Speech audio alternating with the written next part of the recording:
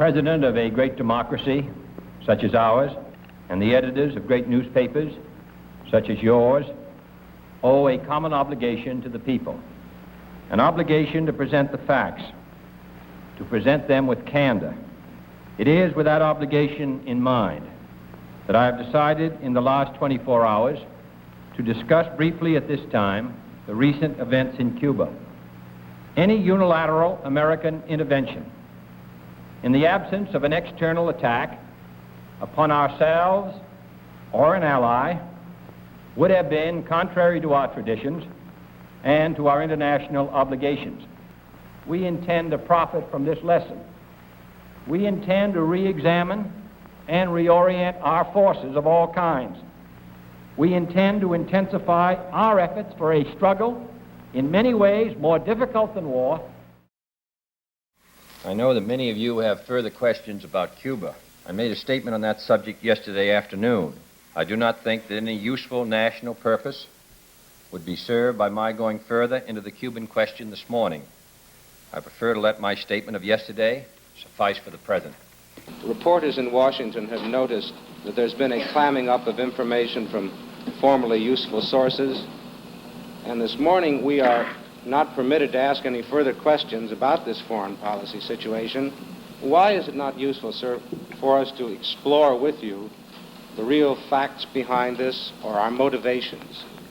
Well, I think in answer to your question that we have to make a judgment as to how much we can usefully say that would aid the interest of the United States. One of the problems of a free society, problem not met by a dictatorship, is this problem of information.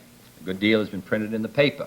I wouldn't be surprised if those of you who are members of the press will be receiving a lot of background briefings in the next day or two by interested people or interested agencies. There's an old saying that victory has 100 fathers and defeat is an orphan.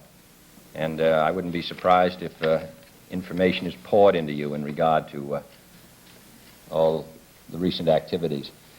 But I will say to you, Mr. Van Oka, that I've said as much as I feel can be usefully said by me in regard to the events of the past few days.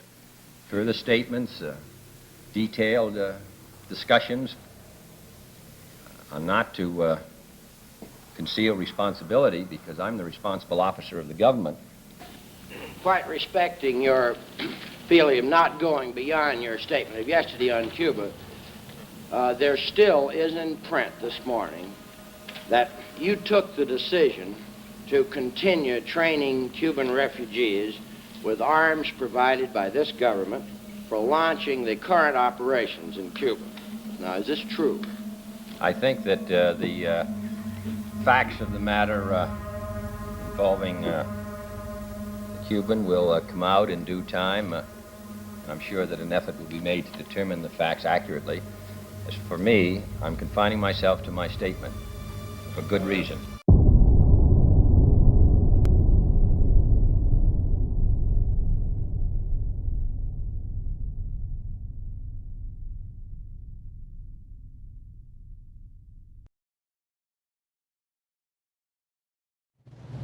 We're here today on August 5th, 1993, with Colonel L. Fletcher Prouty, Air Force retired, to discuss various incidents in history that were so formative in post-World War II U.S. history, politics, power, and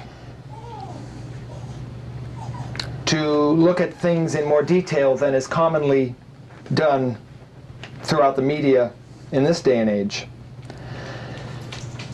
One thing that I've always felt you provide a great deal of solid information on that is never discussed is the whole formative event of the Kennedy administration, which is the Bay of Pigs.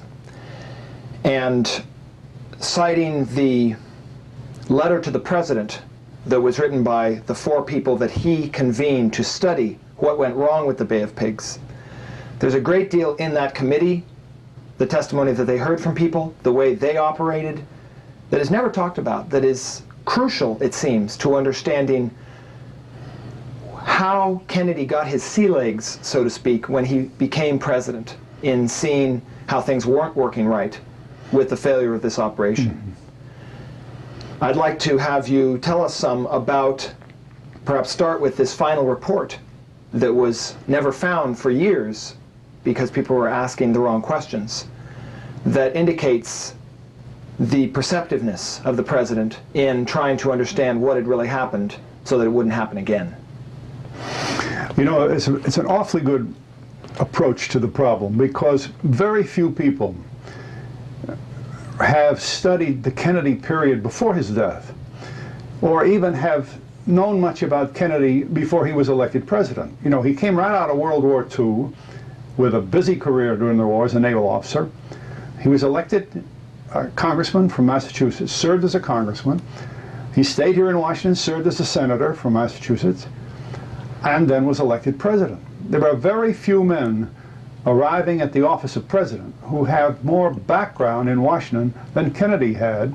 He was younger than most of them, but he had more background experience, which means he knew the bad things as well as the good things. There were a lot of things that he was against in the way the government had been going under the Eisenhower and post-war administration, and he wanted to use the presidential power to change them. And one of the first things that he found that he had to take care of, there were two things, was the Bay of Pigs. Now, that was an Eisenhower program. That was approved by the Eisenhower National Security Council in March of 1960. About May of 1960, the CIA people came to my office because it was my job in the Pentagon to provide the support of CIA's clandestine operations. That was my job. I had been in that job for years. And they wanted to have the military open a base where they could train these exile Cubans who were perfectly willing to try to get back into Cuba and incite enough rebellion to throw Castro out, because that's what the original Eisenhower approval was, to try to get proven Cuban support for the plan. Eisenhower would never have approved an invasion. He never did. Eisenhower knew too much about invasions to have that happen. Well, you follow that through now from the mid-60s, and then you have this important event when Kennedy and Nixon had the TV debates just before the election. And everybody felt that the two were just inseparable. There was no way to tell who was going to be elected president. And they came to debate number 4, and Kennedy pressed the Cuban issue, the Castro issue, because Nixon had made so much of it, you know, that the government, we would overthrow Castro, we've got to get rid of Castro, he's a communist and all that sort of thing. And Kennedy, who knew as much or more about the program than even Nixon did, whipped Nixon in the debate. And let me tell you just a little personal incident as a part of my official duties, but it lets you see the validity of this. I was asked to go to the Senate office building, to a certain room number, and to pick up 4 men and bring them back to the office of the Secretary of Defense. That's where I was working. I was working with the Office of Secretary of Defense. The 4 men I picked up were the leaders of the Cuban program, Artima and Mendonca and De Verona and those people. And they knew Kennedy. They were in the office room I was sent to was Kennedy's office. So here's Kennedy with these Cubans talking with them in August of 1960. He had just won the Democratic nomination to run for president. He knew this background. And furthermore, I understand that the Cubans had visited him in his home in Palm Beach. He knew these people. He knew everything that was going on. Well, Nixon didn't know he knew that. So in the debate, when it came time to argue with Nixon about it, Kennedy cleaned up on that debate, and a lot of people believe that's how he won the election, a very narrow election, but he won. Days after that debate, the CIA came to us in the Pentagon talking about an invasion of Cuba. That was not the approved plan. Kennedy was not president yet. We knew Eisenhower wouldn't talk about that. The CIA did it. They put pressure on Kennedy themselves. And what had been a plan to drop 30-man groups from an airplane, a C-46 can carry about 30 with their equipment, or over-the-beach program from submarines or fast boats, 20 or 30 men. All of a sudden, they're talking about 3,000 men, training the 3,000. I had to send men to Guatemala to train pilots. I had to get aircraft reconfigured in Arizona to be used for that purpose. We got Filipino experienced men that General Lansdale knew that had helped him during the time when he was in the overthrow of Quirino in the Philippines, which is much like the Castro thing. So the Filipino experience was valuable. People don't realize how big the Cuban program was. The ships had arms and equipment on board enough for 25,000 fighters, not just the 1,500 that went on the beach. You see, all of this developed in the working arrangements that were being made from day to day to support this operation. But the strange thing was how it accelerated right after the election. They were going to press Kennedy to accept the invasion because during the time before his inaugural, they got all of this change started and in being. So that by the time of the invasion, actually the ships were at sea from different areas already heading for Cuba, and Kennedy had not approved the program. So you see, that is so different from what most people have heard about the way the thing was organized. One thing that the agency had done at the suggestion of the JCS was to bring in a most competent Marine colonel who knew invasion tactics to work out the invasion plan. The JCS had told the CIA that if Castro's combat aircraft were not destroyed before the men hit the beach, there was no chance that they could get on because the combat aircraft were being on home ground and all, and the men just on the beach with no protection couldn't protect themselves. They must destroy the aircraft totally before the men hit the beach. That was a fundament of the whole plan. The Marine colonel knew it, and the JCS had told the CIA that. Well, it finally came down to where, after several meetings with the president, during which he would not approve the program, finally, in the middle of April of 1961, Mr. Dulles told him that, well, we have got to do something. We've been training these men now for a year. They think they're going to be brought into their home, and they think we're going to help them gain their country back again. And incidentally, the ships with the men on board are at sea, rendezvousing around the Vieques Island area. We must get an approval to go. Is there anything else to keep it from? Kennedy waited for the strike on the airfields of Cuba until Saturday morning. They destroyed 7 of Castro's 10 combat-capable aircraft. They didn't have to bother with the transports and all. They went after the bombers and the fighters. They destroyed 7 of them. Unfortunately, 3 jets had taken off from where they had been the day before when we had pictures of them and gone down to Santiago for the weekend, and they weren't there and they weren't destroyed. So on Sunday, when they went to brief the president, they told him, they showed him pictures, they had destroyed 7 planes, but 3 were left. They had to get those 3 airplanes before the men hit the beach at Zapata Landing. Well, Kennedy ordered specifically, it was about sometime about mid-afternoon, 3 o'clock in the afternoon, he ordered the first thing to be the destruction of those aircraft. That was a Kennedy order.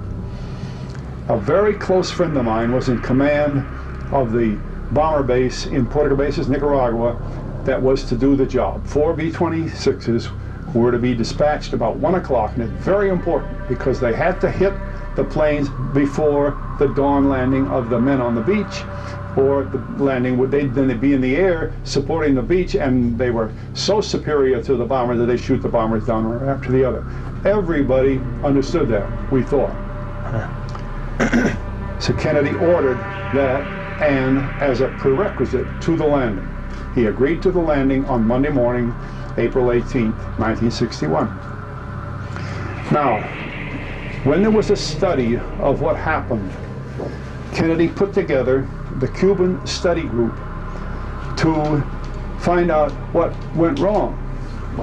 Here is a old mimeograph copy from my days in the Pentagon of the report of this study group. It wasn't seen by anyone, or very few people, for at least 20 years when it began to pop up in books that people knew about it.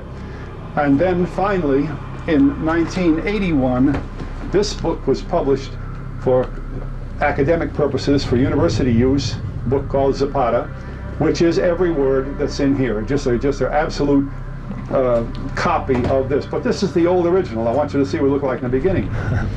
And when the Cuban study group questioned the people that came before it as to what happened and why didn't we succeed with the Bay of Pigs program, they ran into a most interesting situation because, first of all, Kennedy and his advisors were very adept at this organization. They really did a good job.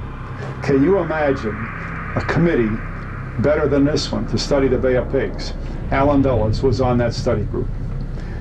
Admiral Burke was on the study group. Admiral Burke was a CNO of the Navy, member of the Joint Chiefs of Staff, and he was the one who had been designated to support the operation of the Bay of Pigs landings. Now, he knew more about it than anybody else. He was sitting in the room, no matter who came in. Admiral Burke, old Arleigh Burke, knew what was going on, and I've talked to him many times since then about this, and he did know. Another man was General Maxwell Taylor. Maxwell Taylor and Kennedy had never met, but Kennedy knew Maxwell Taylor's reputation, and he knew that he was a good, solid man for this kind of investigation. So he put Maxwell Taylor as the chairman of the group. But there was a fourth man. And as my friends would tell me when they'd come back from the hearing, I knew almost all the guys that went in there. My office was only about 2 doors down from where the committee was meeting in the Pentagon. They'd come back and they'd say, you know, those 3 guys are pretty tough, but it's that little son of a gun on that straight back chair in the corner that's really watching it with beady eye, doesn't say anything. Well, that's Bobby Kennedy. Can you imagine? Bobby Kennedy, Maxwell Taylor, Arleigh Burke, and Allen Dulles to study what went wrong with the Bay of Pigs. Now, they were even sharper than that, because by that time, Maxwell Taylor and my boss, General Lemnitzer, and Arleigh Burke had made up their mind that this was the last time that the CIA was going to get into a major operation. They weren't the right people to be running military-type operations.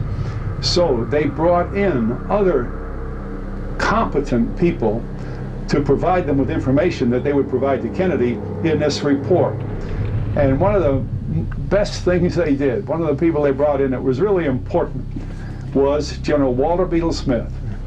Now, people who remember World War II will remember that he was the chief of staff for Eisenhower for the invasion of Europe and the whole European operation in World War II. A very competent, experienced, reliable general. And immediately at the end of World War II, Walter Beadle Smith had been sent to Moscow as the American ambassador to the Soviet Union. Well, of course, they were our partners through the war. It was a very friendly relationship. Smith was highly regarded by the Soviets as a general that had helped them defeat Hitler and his German troops. So it was a great assignment for Smith.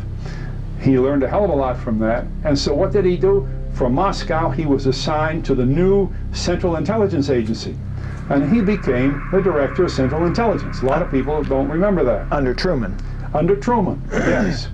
And as the director of Central Intelligence, all the CIA people knew him very well. They knew that he knew things, they knew he was tough, and that they couldn't get around him. So what did they do in the Zapata program?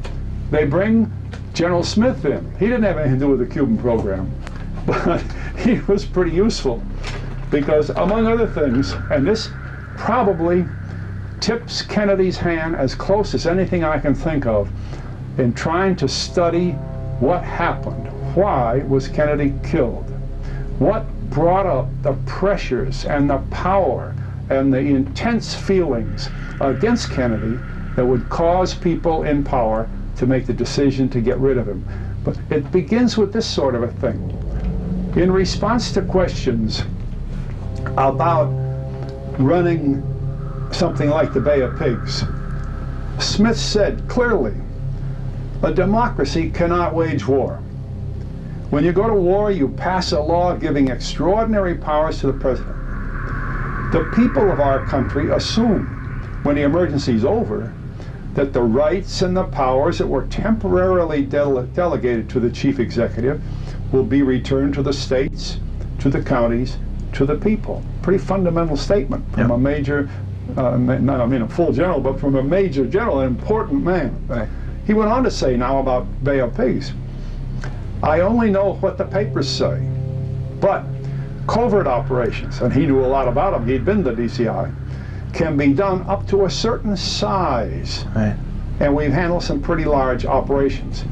By that he meant, if it's not more than 2 or 3 people, it can't be a secret anymore. In fact, the New York Times had carried front-page headlines saying the U.S. government was supporting the exiles against Castro in March of 1961. It was already all over the papers. He's pointing that out as a mistake. But then Smith begins to get to the point. He said, I think that so much publicity has been given to CIA that the covert work might have to be put under another roof. And he was pretty explicit about that. He'd say, it's time we take the bucket of slop and go out and cover over it. Well, what something like that does is put in the president's mind the words from a man that knew everything there was, and from the time he heard that from Walter Beetle Smith by way of his Cuban Study Group committee, you know he had one thing in his mind: he's going to get through with the CIA in that kind of business. And let me just read you what General Taylor presented to the general when that was over. When the Cuban Study Group had completed its work, Right.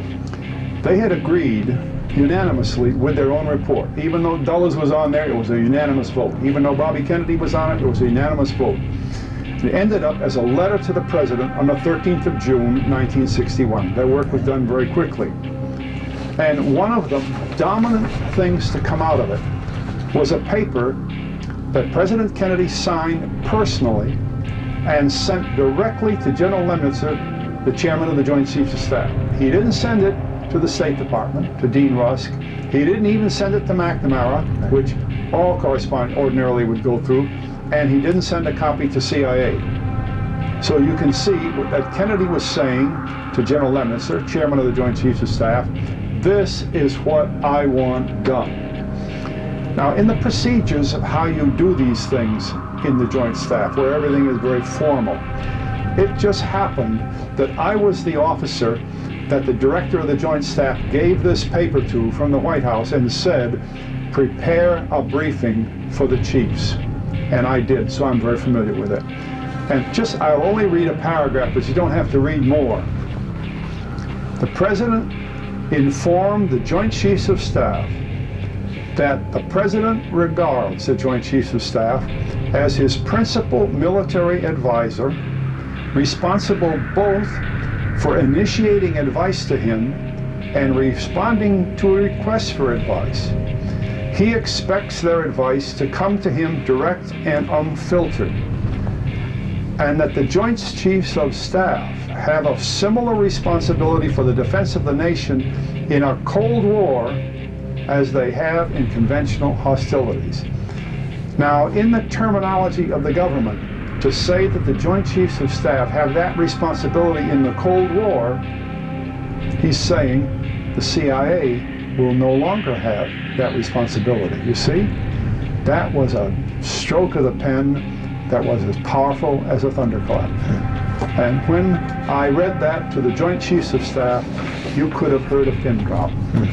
And I was told, Colonel Prouty, take that back to the files. When we need it, we'll call you. You know what that meant? They were going to wait until the situation had been completely prepared for this next step forward, because that's a major change. They understood the implications. Yes. They realized, how can the military in uniform go into covert operations? I mean, the ridiculous POW MIA situation that we have now is a result of that. 15 years of the Vietnam War, everybody that went to Vietnam was under the command, operational control of a CIA man. Well, then how can he be a prisoner of war? He's a spy. And that's what the enemy thought. They never done about all the fine print. Right. So you see, the chiefs of staff knew that. So for the next few years, Kennedy studied this situation and prepared the ground for it. But this is why I feel that the key, the beginning point in the troubles that Kennedy had with many points of power began with this situation, because he signaled clearly, with the assistance of General Smith and the others, that he was putting the CIA out of this business and turning them back to intelligence only. And of course, the law that created CIA never gave him this authority in the first place. So he was right, and he knew that law. That's why I say the Bay of Pigs is the key to the problems that came later.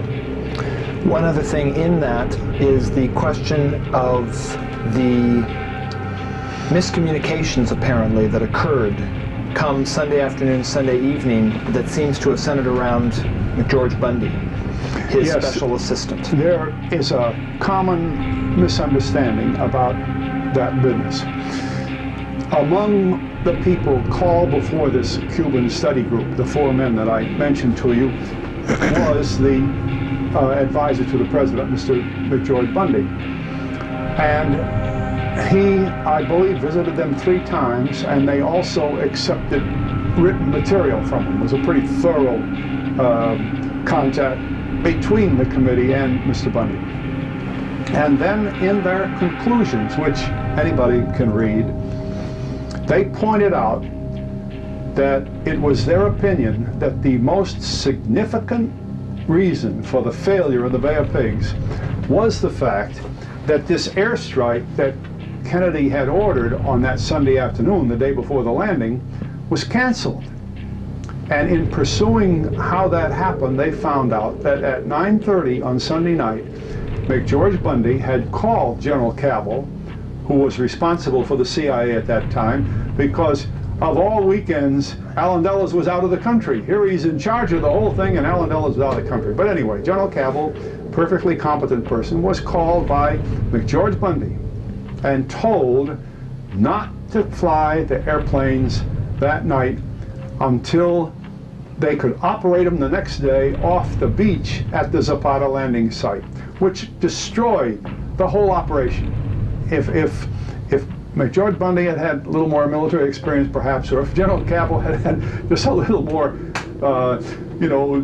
thought about it more, they'd have realized that they absolutely destroyed the Bay of Pigs there, because if they didn't destroy those last 3 aircraft, they were going to lose. And those 3 aircraft, the first thing in the morning, sank the 2 supply ships, so that the men on the beach had no ammunition, their food was gone, their radios were gone, their trucks were gone, everything. Just those little airplanes did it.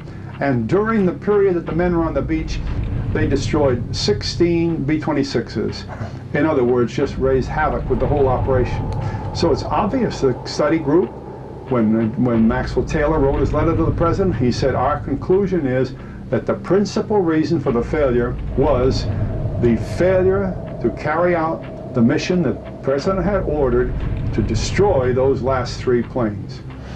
Why did Bundy give that call? There have been a lot of collateral points. The paper I've read to you does not elaborate on why he did it. But with Bobby Kennedy in the room, you know very well that Bundy couldn't say such other things as, oh, the president told me to do it, because Bobby would have known that wasn't true. Right. So he couldn't say that.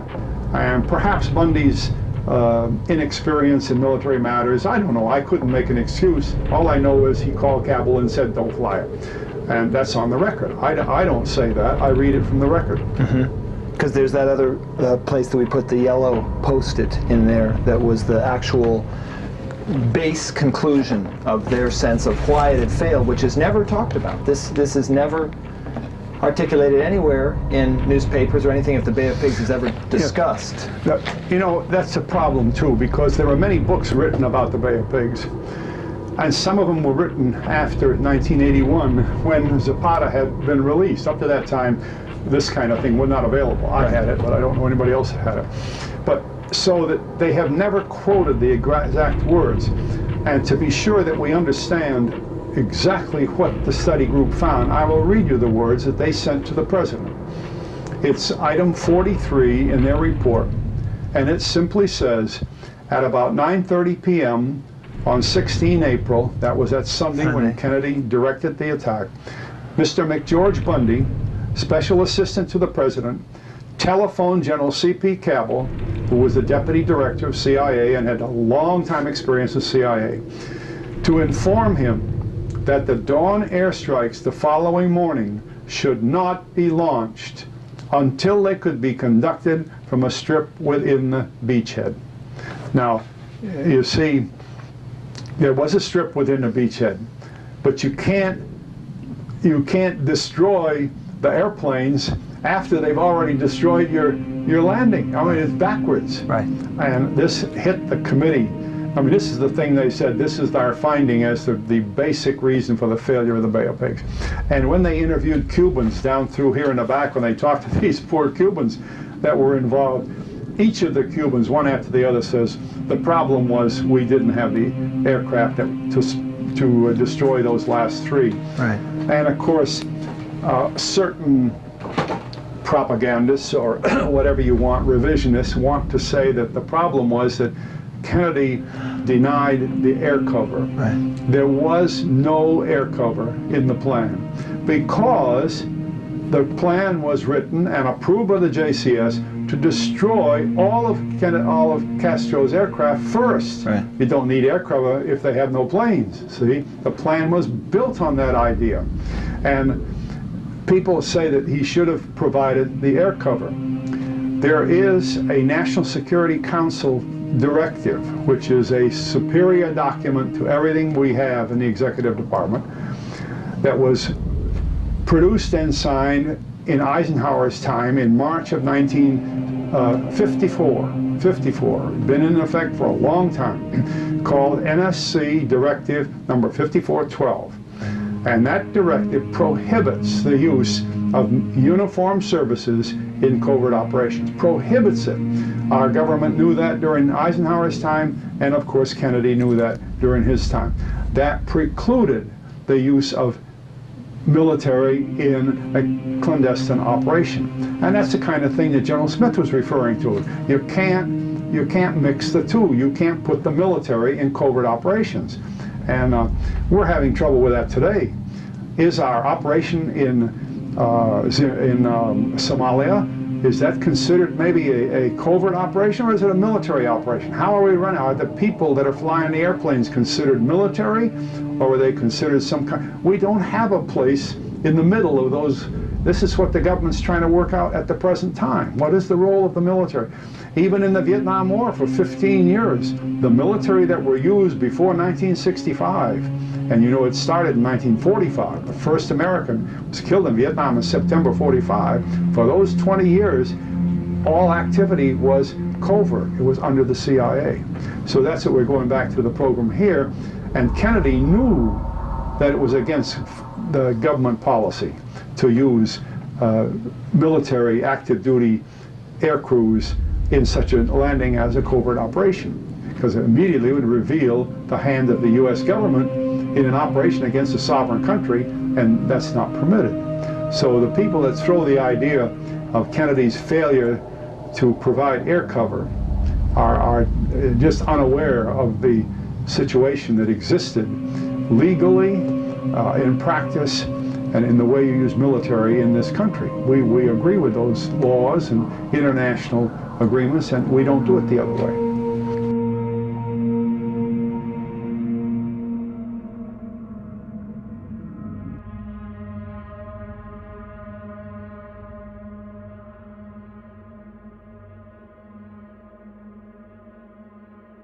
You see, that's a good way to link the two together, because historically these two things ran together. They were essentially the same thing. They were major CIA operations that the generals knew were too big to even be thought of as covert operations.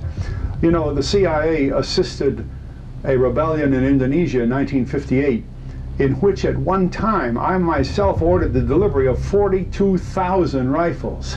I mean, that's not a covert operation, you see. We were using submarines against the south coast of the islands of Indonesia, not a covert operation. So the military looked very carefully at these things and knew that the CIA was going much too far.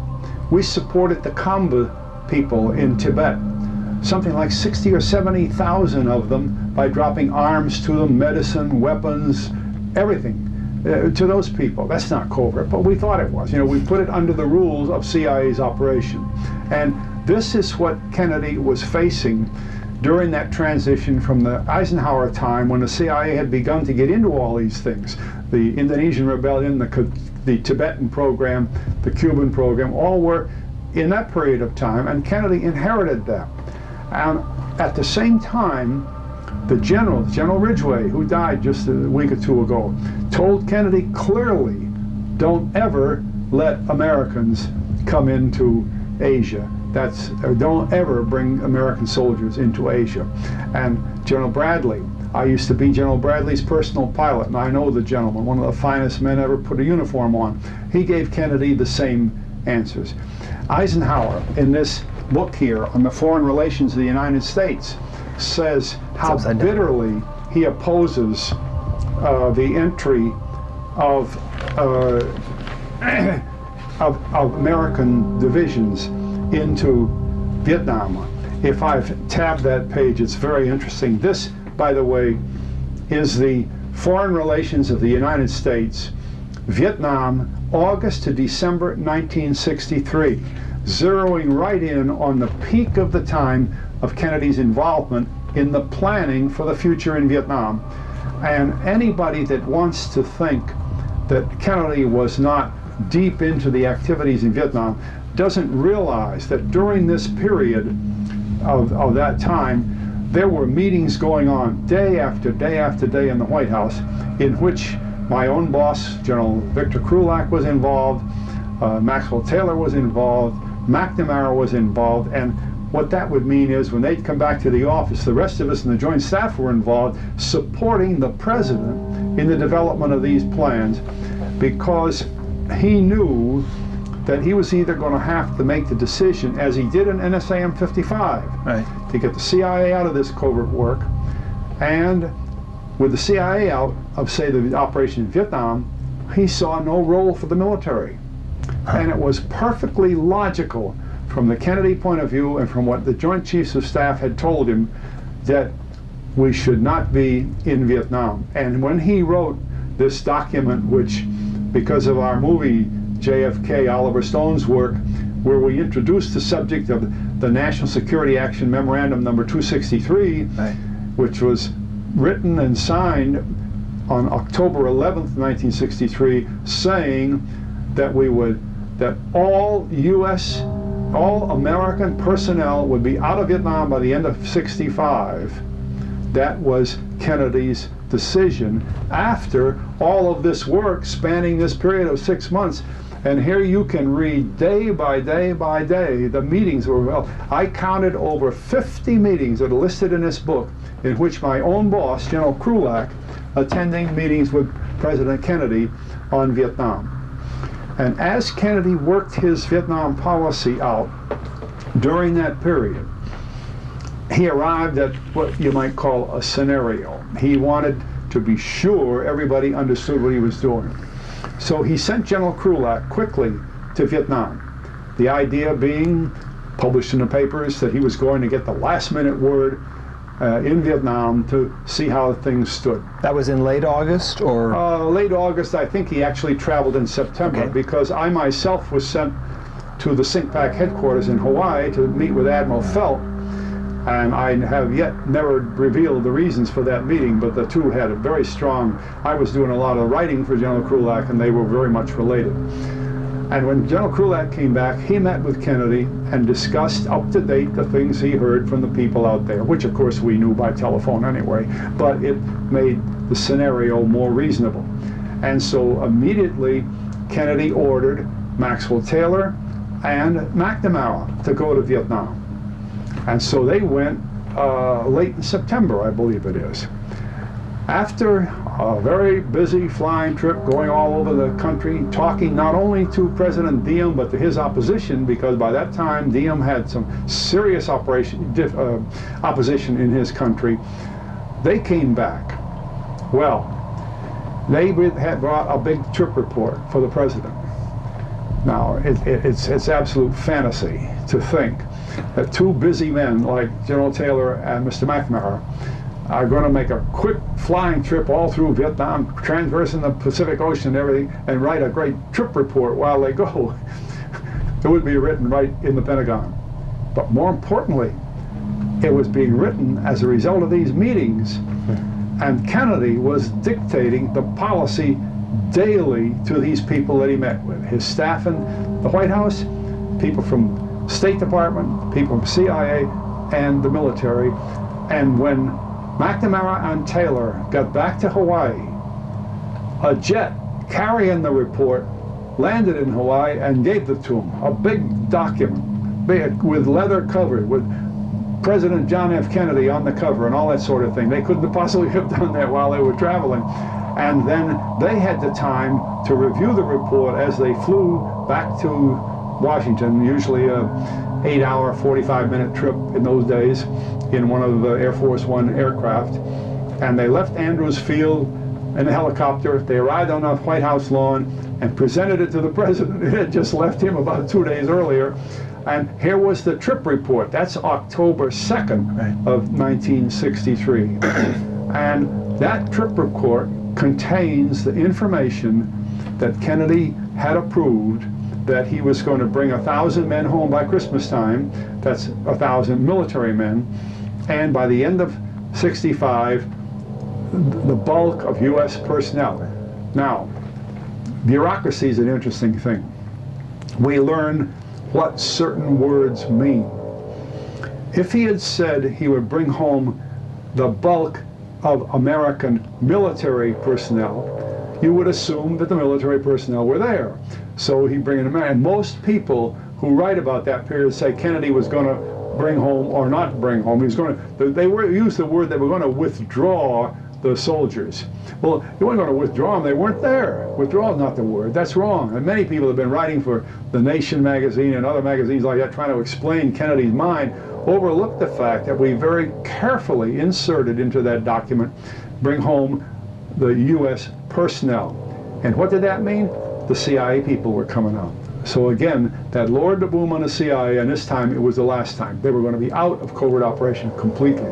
So NSAM 55 began the movement of getting CIA out, and 263 closed the book on it, and by 65 he would have had no CIA people in Vietnam at all, and they'd been there since 45. So you see a good long period of time, 20 years. And in other countries too, he would have stopped them from being in covert operations overseas. It's very fundamental points that if you look in the right books and at the right reports, you get them all, and they're all backed up. These are not my words. I happen to be there and I happen to be working in them. But this series, especially this latest book that has just been released, gives you the answers to what people have been looking for years. But the trouble is that during this period, countless history books have been written about Kennedy, about Vietnam, about the post-war period, about the Cold War. And the writers have not used this sort of material. And unfortunately, the books are, what would we call them, fantasy or mythology? Concoction. Incorrect. I belong to the Society of Historians for American Foreign Relations, a wonderful organization of thousands of mostly history professors all throughout the country. And as we have our annual meetings, one of the complaints that arises more frequently than any other is the quality of history books today. Quality meaning, are they true? Are they revisionist? There's more things been written about Kennedy that are absolutely untrue since his death. There's no sense of killing a guy twice, once with a gun and once with a typewriter. And they're untrue. And what I think people ought to do is refer to the work of these generals, like this report at the Bay of Pigs or refer to these papers from the State Department, they're listed as the Foreign Relations of the United States, and see what the facts are. Or refer to some of the gentlemen that are mentioned in here who are still with us, God bless them, because those are the important things. And that tells us what really happened. And this is why when I worked with Oliver Stone, we were working from this kind of paper, and that's what stirred up so much opposition. Because when these big-time writers in the New York Times and the Washington Post and other papers said, there is no substantive history to back up what Stone's putting in the film, all I need to do is read these books. There's the substantive history. And it's appalling to think that these men who work every day on the minds of the American public with their computer writing through the New York Times and the Washington Post and the rest of them are telling us that sort of thing when they know very well what they're saying is not true. It's too bad, but it's not true.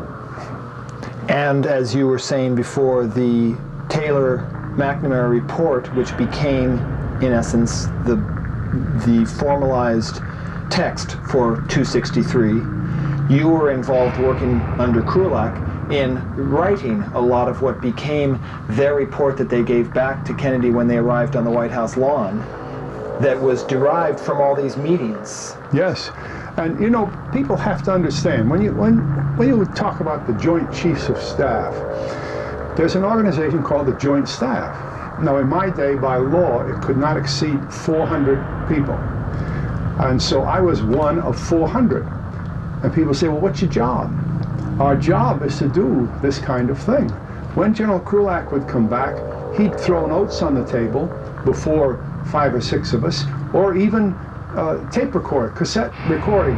And he'd say, there's what we did today. Now look, each one of you do such and such a part you've been working on, and we'll get this report the way the president wants it. Wow. And when it was the way the president wanted it, that's when it went out to Hawaii to Taylor and McNamara, so that when it came back, the president was ready to sign it as his policy for Vietnam, which was he was not going to put American troops into Vietnam.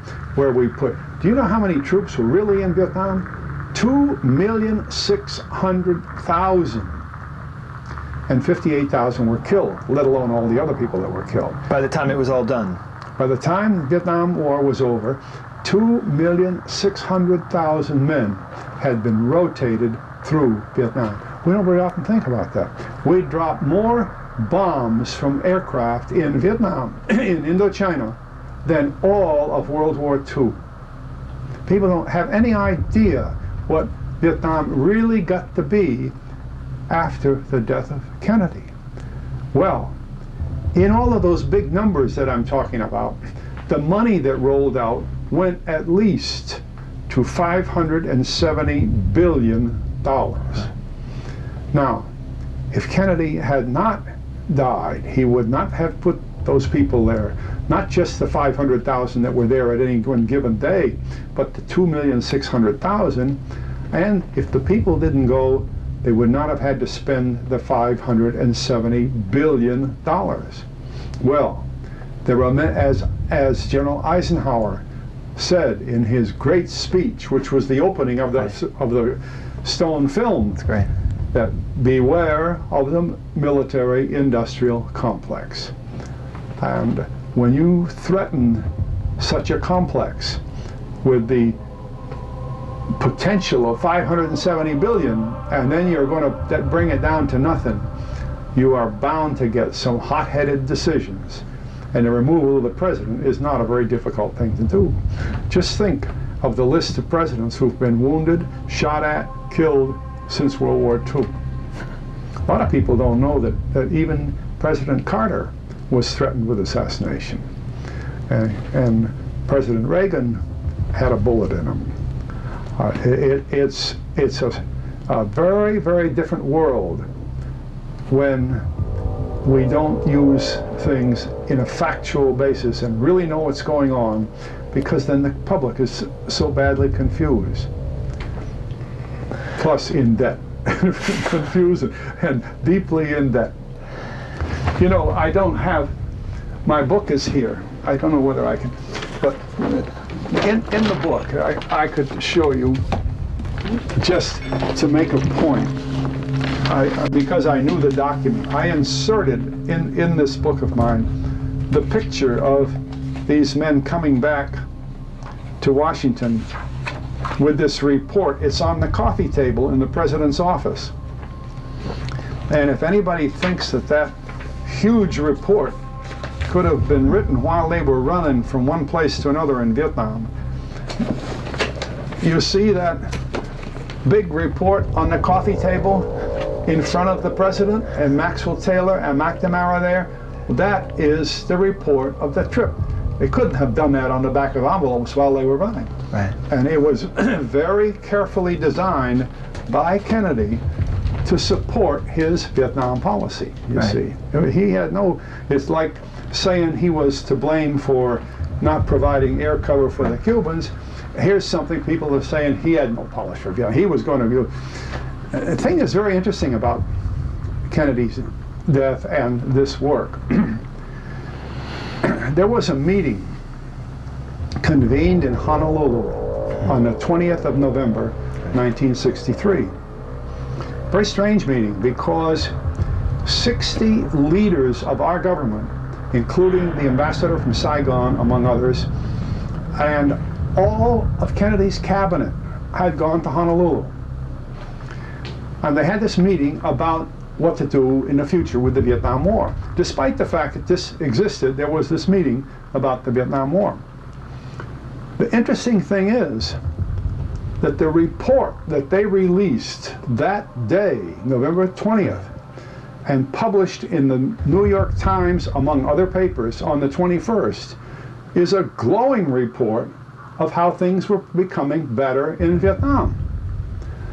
And yet, on the same day, November 21st, 1963, a report was written called NSAM 273, which was reversing some of the Kennedy policy for Vietnam.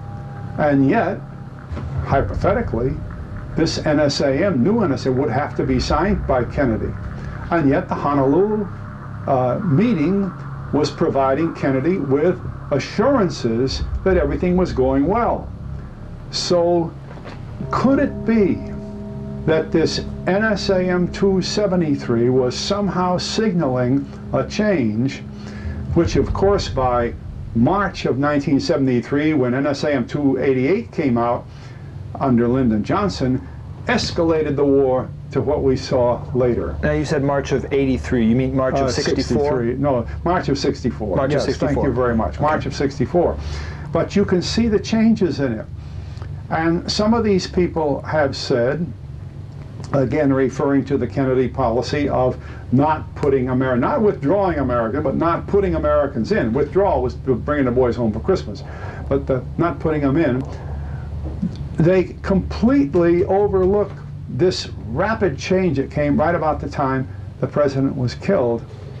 And to me, it just underscores terrifically the way history books are worked on. Right. In 1967, sort of summing up all of this Vietnam period, Secretary McNamara of the Defense Department ordered a group to write the history of the U.S. in Vietnam from 1945, notice the date he picks, 45, to the present. And the present would be, when they got it done, the end of 1968. So, rather in a chronological manner, they wrote what amount to being 5 volumes this size of this history of the United States, a history written by people in the Pentagon, paid for by the U.S. government, and published by the U.S. government. It's called the Pentagon Papers. Because it is the same stack of highly classified papers that Daniel Ellsberg released to the New York Times, the Boston Globe, the Washington Post, and a few other papers. And of course, Ellsberg got in serious trouble for violating security and releasing this, which of course was very good advertising for this, because this was put together as it states clearly in the opening paragraphs, by a man named Les Gelb. Gelb was working in the internal security agency offices of the Office of the Secretary of Defense. Okay. That's where he was working. It also just happens that if you look in the Pentagon telephone books of the period, you find that not only is Mr. Gelb listed in ISA, but Daniel Ellsberg is listed in the Pentagon telephone books. And anybody that has enough interest to want to read history should just look in these books, because a lot of other nice names in here. General Richard Secord was working in the same office. Mr. Eagleberger, the State Department, was working in the same office. ISA. ISA. Bill Bundy was working. Bill Bundy was the head of it for a while at ISA. They had a little robin's nest there that was bringing out all these things. But something that I want to emphasize on this business of history, because most history professors, and therefore, unfortunately, most history students, believe that the Pentagon Papers are the essence of the Vietnam War period, and that if they study these, they know what went on.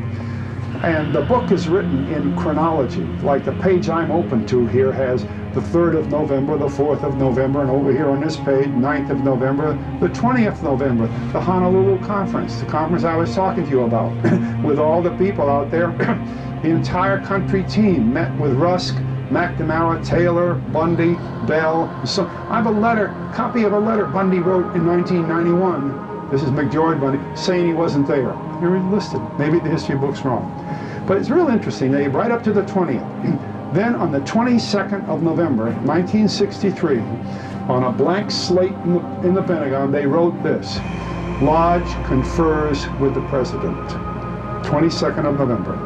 Having flown to Washington the day after the conference, Lodge meets with the President and presumably continues the kind of report given in Honolulu. 23 November 1963, NSAM 273. Drawing together the results of the Honolulu Conference and Lodge's meeting with the President, NSAM 273 reaffirms the U.S. commitment to defeat the Viet Cong in South Vietnam. But what's missing? The men that wrote this wrote it in 1968. They hadn't heard that Kennedy had died. They didn't even know Kennedy was missing. When Lodge confers with the President, they didn't clarify whether he met with Kennedy or Johnson, or neither. This is how history is written today. You see? And such things as that are very powerful in the minds of people in college today who are too young to know the things that I can remember about General Walter Beadle Smith, or General Ridgway, or General Bradley, or Allen Dulles. I've worked in Allen Dulles' home with him. I know what Allen Dulles thinks about various things. I've worked with him in John Foster Dulles' home. Well, why can't we tell it the way it is? Why can't we tell it truthfully? So on the 22nd of November, according to this 5-volume study done by 36 PhDs working with Les Gelb, who has been the managing editor of the New York Times, among other things, on the 22nd of November, they didn't even notice that the President of the United States had been shot. And the rest of our history books are just about that good. It's terrible. It's a disaster.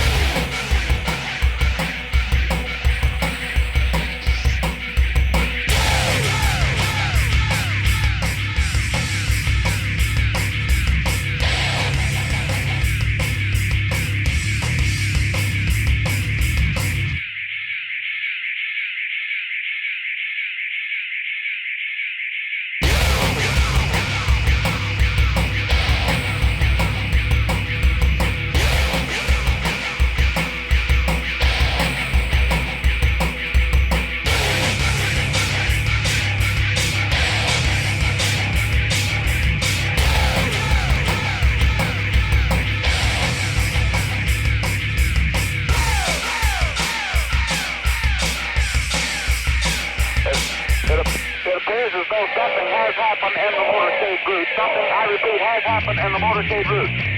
There's numerous people running up the hill alongside Elm Street, there by the Simmons Freeway. Several police officers are rushing up the hill at this time. Stand by just a moment, please. Something has happened in the motorcade route. Stand by, please. Parkland Hospital, there has been a shooting. Parkland Hospital has been advised to stand by for a severe gunshot wound. I repeat, a shooting in the motorcade in the downtown area. Parkland Hospital has been advised to stand by for a severe gunshot wound. It appears as though someone in the limousine might have been hit by the gunfire.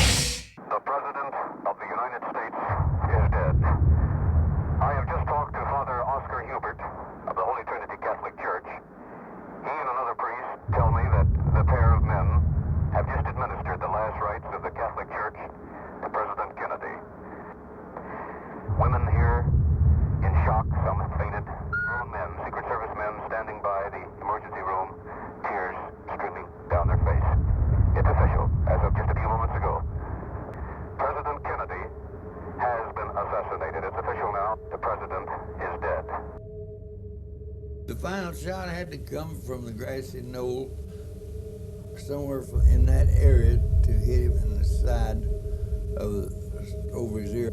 There was at least one shot came from that direction, and it took the top of his head off and blew his brains out and backwards. And I would swear that over my mother's grave to this day. When I first heard a noise, I was not aware that that was a shot being fired. I don't know how many I heard. I know where I thought the shots came from. It was the picket fence area in that around that large tree. And where did you hear that third shot come from? Right over about 20 or 30 feet from the other end of that little picket fence. It knocked him over to his left down in the car. Away from here? Away from here. And we were just in front of the triple underpass on Elm Street, and we heard the first shot, and then as the car got directly in front of us, well, a gunshot apparently from behind us hit the president in the side of the temple. Do you think the first gunshot came from behind you too? I think it came from the same location. Apparently back up on the mall on top of the hill, a little mound of ground in the garden. There's numerous people running up the hill alongside Elm Street, there by the Simmons Freeway. Several police officers are rushing up the hill at this time. Stand by. Something is wrong here. Something is terribly wrong. Police broke away and began chasing an unknown gunman across the railroad tracks. Information is still sketchy at this time. We have just talked with two eyewitnesses, a man and his wife who were standing near the president's motorcade. They said that a shot rang out from behind them. They thought at first it was a firecracker. Then, according to the eyewitnesses, one woman who was in a hysterical condition told us that the president was hit in the side of the head. President John F. Kennedy died at approximately 1 o'clock Central Standard Time today here in Dallas. He died of gunshot wound in the brain. Dr. Berkeley told me it's a simple matter, Tom, of a bullet right through the head.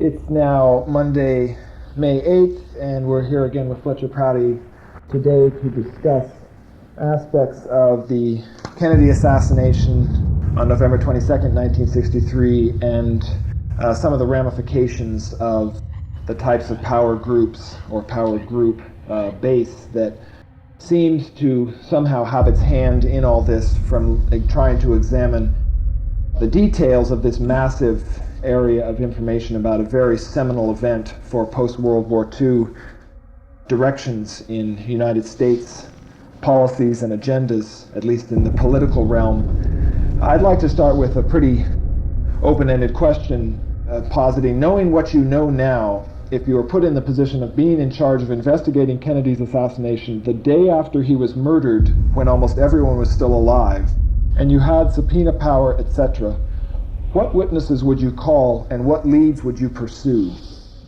Well, that certainly is a fundamental question. Of course, we all realize that murder in the United States, by law, by tradition, is the function of state governments. What should have been done immediately was to have the state of Texas begin to solve that murder without any delay. The body of President Kennedy should not have been moved from Texas. The autopsy should have been completed by the same people that were there when he was brought into the hospital. The police should have been the same police that were on duty when the president was moving through town. And the very next day, those policemen, all of them should have been convened in a meeting so that everything they knew would be put down and recorded immediately, including the long conversations that had been had with Lee Harvey Oswald the night that he was picked up. Because I think most of us will recall that he was not picked up on the charge of having shot the president. He was picked up on a collateral charge of having something to do with the death of a policeman named Tippit. And it's rather interesting to note that some newspapers printed that Officer Tippit had been sent to arrest Oswald, and that was immediate printing. That was before the cover story came in. Later papers went along the cover story that Oswald, for some reason, got in an argument with Tippit and shot him. It had not anything to do with the original reports at the time. So, first of all, if any of us were on the spot and charged with solving that murder, we'd have done the same thing you do with any murder. We'd have policemen and detectives on the spot and immediately begin to ask the questions that would solve this murder, which was clearly the activity of several people, highly trained, and with a lot of other people in the area taking part in the business of this whole assassination.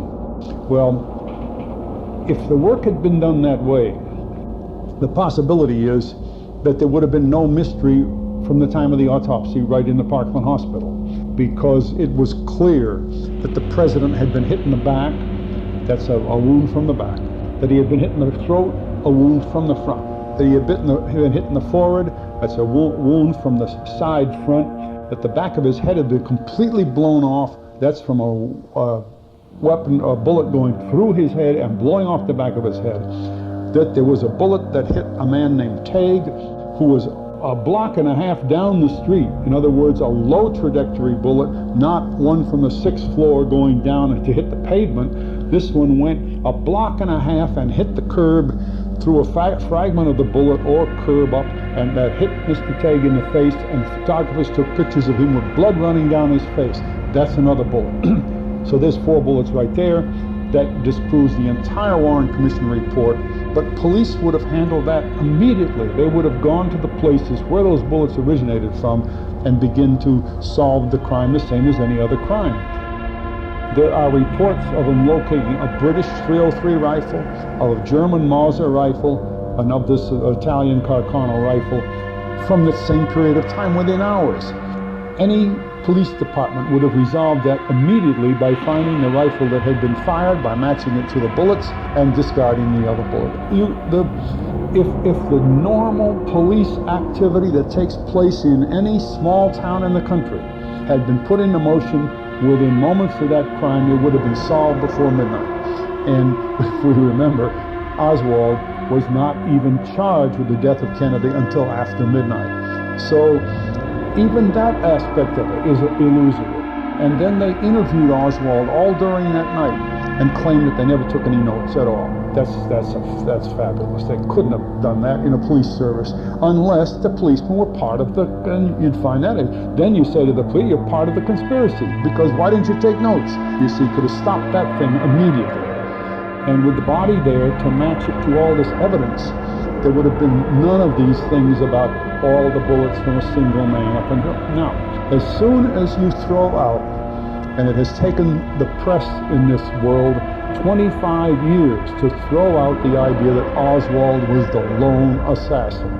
The House Committee study in the late 70s came up with the idea that they are convinced because they found more rifle firing sounds on the sound tapes than 3, that they think there was a conspiracy. The newspapers haven't even picked it up. If you read a newspaper today, whether printed in San Francisco or Singapore, it says President Kennedy was killed by a lone assassin, Lee Harvey Oswald. That is evidence of one of the most powerful cover-up situations ever created. That for 25 years they can force the media of the world to speak like parrots with respect to the death of Kennedy, that he was killed by a lone assassin, Lee Harvey Oswald. They will not print anything else, although 99% of the people of this world believe that the president was killed otherwise. It's a fascinating thing to think about how solid and how powerful this cover-up arrangement is. Then when you begin to add to that the fact that the plan to kill a president can only mean one thing, that the people who made that plan intended to take over control of the United States of America, then you begin to see that they have the power to kill the president and to create the cover-up, and of course to take over the presidency for the objectives that they had. Those things begin to clarify who did it, how they did it, why they did it. That's what you do with any crime. So if I had been in charge of the investigation of the president's death in Dallas for the next 24 hours afterwards, I think within 6 or 8 hours we'd have solved the crime. There would have been none of this lone assassin business. Now the important thing about having people realize that there was not a lone assassin is the next step.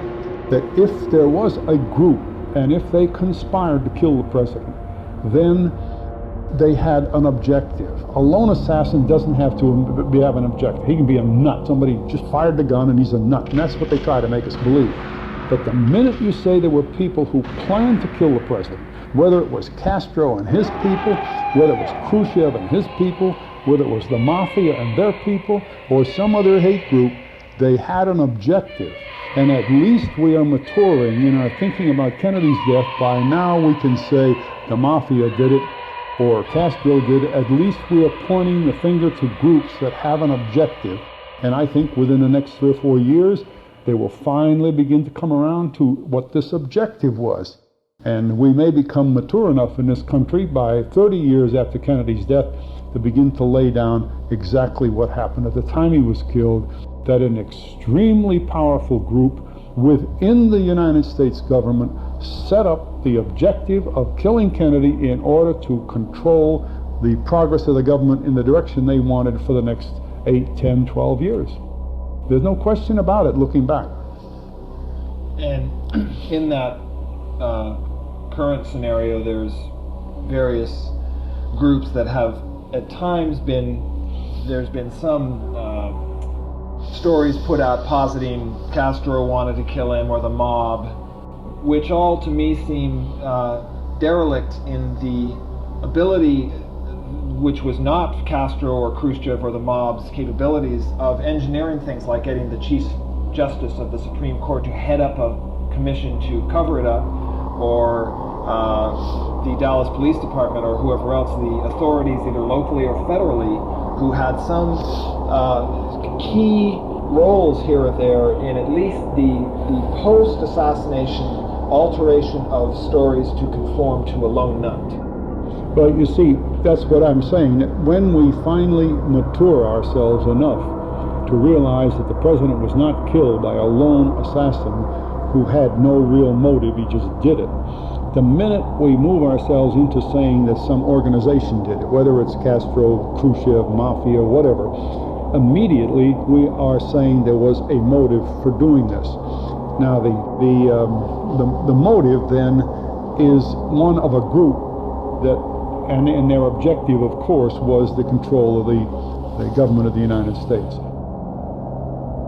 as soon as we think that a group did this, the next thing is to think of the environment in which it happened. A lot of things were happening in the 90 days before the president was killed. He had made a speech at the UN saying that he was not going to have NASA arrange the shot to the moon by itself, but he was going to merge our space agency in with the Russian space agency in a cooperative attempt to go to the moon. He thought that would be internationally palatable. It would help ease the pressures of the Cold War and would really make progress for the world as well as putting a man on the moon. Well, now, of course, that upset the tens of thousands of people who work for NASA and their supporters throughout the industry, and a lot of other people who just believe in anti-communism in the Cold War anyway. But Kennedy had done that within 90 days before his death. Another thing that a lot of other people have not noticed, because it's a little more intricate, is that at the time Kennedy became president, one of the biggest aircraft procurement projects ever designed was on the boards. The Eisenhower administration had not settled it, and they handed it over to the Kennedy administration, assuming, of course, that they thought Nixon was going to be elected and he would solve the problem. It was called the TFX fighter program. With that much money, upwards of $6 to $7 billion, I believe, which in those days was an enormous amount of money, there was an awful lot of pressure on the selection of this TFX fighter. And it finally came down to a consortium with the General Dynamics Company of California versus the proposals from the Boeing Company. And in this work, the Kennedy administration changed drastically the method of weapons procurement that had existed since World War II. And one of the active parts in this was the role of Arthur Goldberg, the Secretary of Labor, who, very politically astute gentleman, saw that the Kennedy election over Nixon was a very, very narrow margin. So that what Goldberg proposed was that if the companies bidding for the aircraft owned properties and factories in areas where Kennedy needed the vote, then the one with the most factories in the most areas should be given the contract, simply so that that money would flow in areas that would be politically expedient to Kennedy's re-election in 1963. Well, this was, a lot of people didn't see that working, but within the Pentagon, for example, they set up a series of offices, posted on the walls county divided maps of the whole United States, county by county, state by state. And they would draw the colored markers on there. Every General Dynamics proposal, they'd set the colors up for the counties the General Dynamics covered. And the Boeing proposal likewise. So that by the time they got to make the decision on the aircraft, they decided to purchase the General Dynamics plane versus, you might say, the more popular, at least within the military industry complex, Boeing suggestion.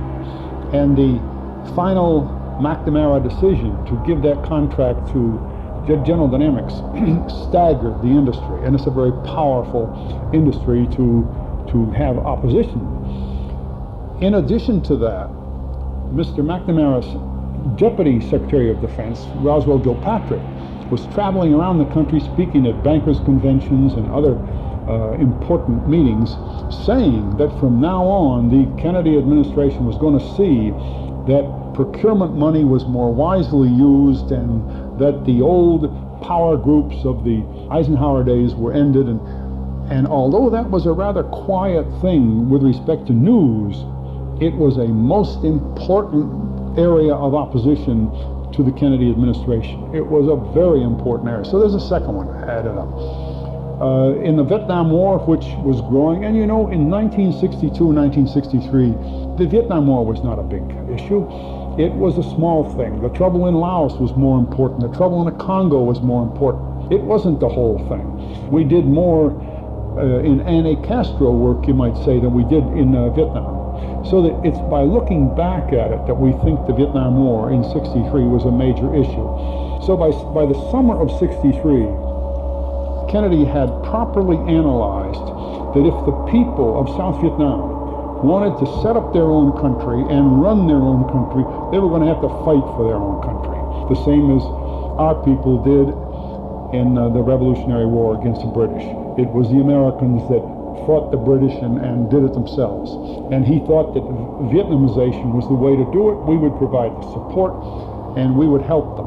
With that on his mind, he set up the procedures to produce what became NSAM 263, where he announced to the public that before the end of the year he would bring 1,000 troops home for Christmas, and by the end of 1965 he would bring the bulk of American personnel home, and personnel being a comprehensive term, not just military, but all the personnel in Vietnam.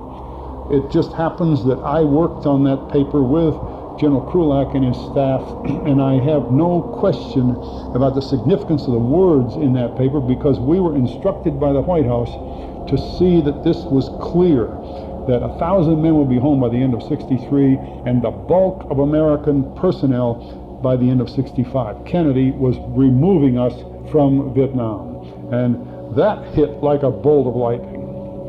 So there were those pressures. There were pressures in the education system, and there was sufficient pressure to see that certain groups would like to remove Kennedy, because by the end of '63 it was becoming clear that he would win the next election and have another 4 years in office, that Bobby was right behind him, that Teddy was right behind Bobby, and on. There was a Kennedy regime being set up.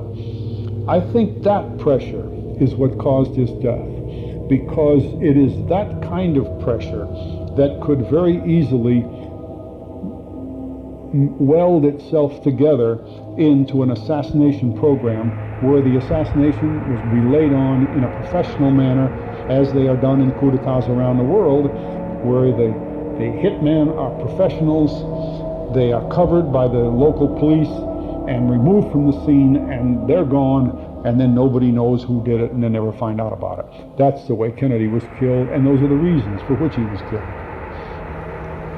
In looking back at the actual execution of the murder, the planning and execution, what role, if any, do you feel the following government agencies or individuals within those agencies played? I want to just run down a list here. Start with the FBI. Well, I'll just say first that no agency played a role as an agency. What happens in such things as this? In fact, we had a term for it. We called it the Gold Key Club. A certain small group coalesces, and they are given an order to do something, and it's not by agency. As a comparison, there was a program that had been constituted, I think in '62, called Mongoose, and the objective of Mongoose was to remove Castro from office in Cuba. Well, the people that were assigned to Mongoose under the direction of General Lansdale were from various agencies working together, and some who were not from any agencies. They were hired employees from other specialties and other businesses that are competent in this business of establishing coups d'etats and things like that. So it's not correct to say that the FBI, the CIA, the Department of Defense, State Department had a role in this. It could very well be, and I'm quite sure it was, that people from those agencies might have been called upon for certain specialties, but that isn't how these jobs are done. So there wouldn't be much point in going through, as far as being able to have anyone that you felt somehow, oh yeah, well that person must have had this to do with it or that to do with it. Or not that specifically. Those things are done. I worked on assassinations in other countries, or the removal of office from people from other countries, and it was not done agency by agency. It was done on the basis of a very cleverly arranged group arrangement, which would get the job done. Okay. By people who are very proficient in that type of business. I would like to look at a few instances, though, of just examining what evidence did go down particularly in terms of something like the Secret Service. Now, you served in some function in Eisenhower's term as something to do with helping with security for the president with the Secret Service? Okay, that's an interesting point. The Secret Service is well trained, and it has manuals that direct how they operate for what is called protection of the president. It's a small organization, and what they do in general practice is augment the Secret Service when necessary with specially trained units from the U.S. military. And the thing that we notice in the assassination of President Kennedy was that certain of these Secret Service units and military units that should have been along the streets in Dallas, that should have closed windows in Dallas, that should have welded manhole covers in the streets, and should have done all of the things, should have designed a route through the city that was safe. For instance, they have a rule that says if your automobile with the president cannot travel 44 miles an hour, you have to go on another route. I argued with them one day, just kind of jokingly, why 44? Why not 45? Why not 4? And they said, we have learned that at 44 miles an hour, a gunman has a great difficulty following the target and hitting the target. So that's the level. See, what it meant was if you had to go through the city at 30 miles an hour or at 15 miles an hour, then you take additional precautions. Well, they didn't even take the precautions that are required at 44 miles an hour, even though the president was moving at about 6 miles an hour. And how this happened was that in the days before they went to Dallas, and you know they had been touring in Texas, calls were made to certain military units and to certain Secret Service units saying, you won't be needed in Dallas. Maybe they were using San Antonio, maybe they were using Houston. And to the military unit, they said, we don't need you in Dallas. Well, the assumption of that commander is that somebody else's military unit, you know, there's a lot of these units, and he would be used. They never dreamed that it meant the city would have nobody.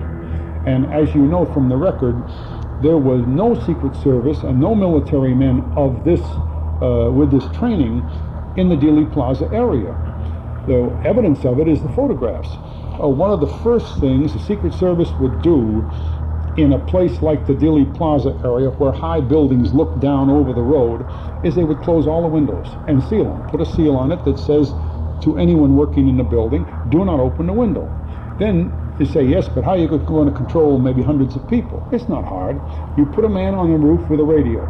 You put another man down in the middle of the plaza on the grass looking up, and he's got a radio. If he sees a window open, he broadcasts immediately. 3rd floor, 4th window over. And one of the team on the roof runs down there, sees why the window, some secretary opened the window to see the president go by, and you say, close that window, and it's closed. If it isn't, you stop the president's parade. You got a radio, you can do it. You see, it's not a big job. In fact, it's done every day.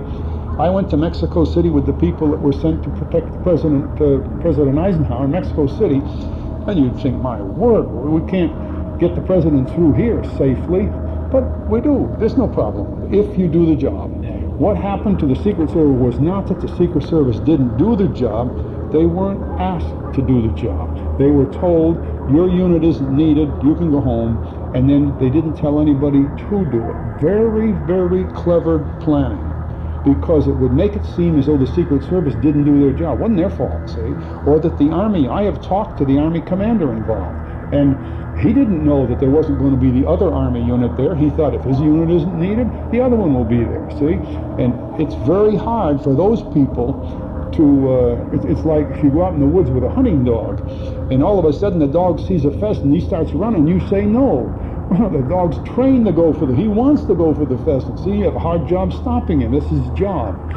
Well, this happened in Dallas in all of these things. Then, added to this, there were false Secret Service there.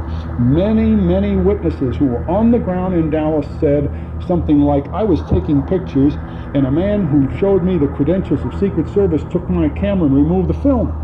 And he identified himself as Secret Service. Or others said that they met people there who identified themselves as police. In fact, there are pictures of policemen at the Dealey Plaza area, ostensibly Dallas policemen, but they're in stage uniforms. They're not in police uniforms. Their insignia don't match Dallas police. The shoes are different from Dallas police. They're carrying shotguns, something Dallas police don't carry, and so on. Who put those teams together, and who put them in Dallas at this time? What arrangements were made ahead of the president's murder that had all those people there before the president was even shot? You see, that's how you answer the problem of who killed the president, how he was killed, and why he was killed. What pressure groups were built up that would enable a team of hundreds of people to work on this. And I haven't even mentioned how other trained people, for instance, operated at the autopsy room, so that when the doctors trying to save the life of the president wrote down that they saw the whole back of the president's head gone from the gunshot wound, that they operated on a cut in his throat, there was an entry wound. Then by the time they had the autopsy in the Bethesda Naval Hospital, 8 or 10 hours later, they reported wounds of entry in different places. They had completely shifted the autopsy around. Who arranged all that? Who arranged that entire cover story? Mr. Zapruder, who took the film of this thing, just happened to be there with a movie camera. He happened to be taking pictures of the president's car as it went by. Somebody located him that night, and the Life magazine people paid him, I don't know, $50,000, some big amount of money for his film. Then when the Life magazine published extracts from his film, they reversed certain of the film slides to make it appear that the president's head went forward when it really went backward, and so on. Who set up that cover story? You see, the whole thing is shot through with cover stories. That shows an enormous power center behind the president. Certainly not Lee Harvey Oswald or Castro or the Mafia or some other nebulous group. This was an inside powerful group that scheduled all the events of this thing so that they would come together with not only the murder of the president, but the takeover of the U.S. government.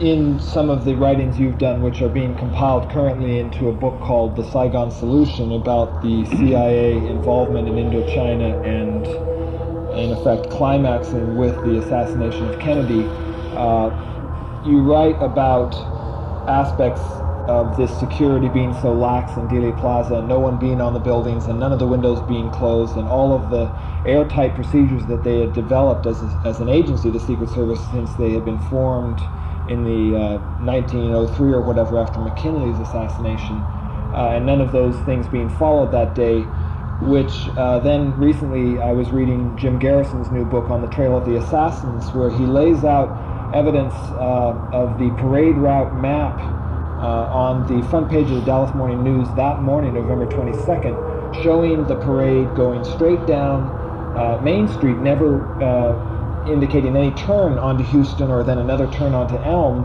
And in that type of context, if the top-level Secret Service people were not even aware of this last-minute change, because as of that morning they were still saying, no, the parade route is going straight down Main Street if you want to go along the route and have a good chance of seeing the president.